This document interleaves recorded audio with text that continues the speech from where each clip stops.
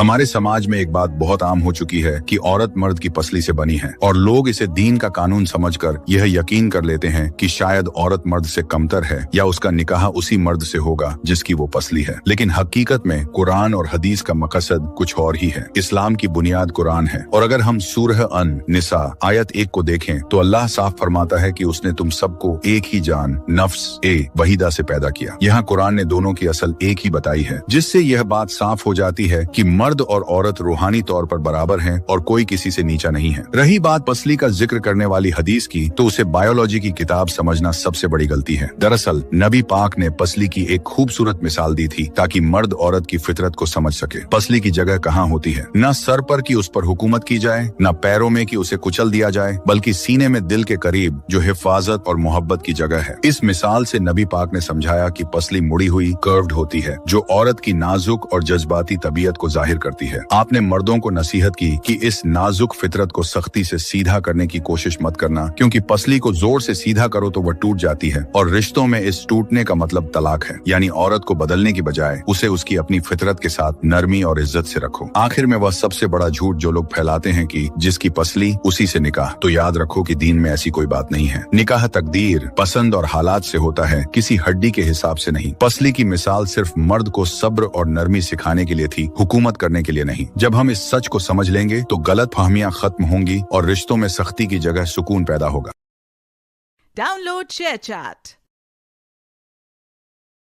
Download ShareChat.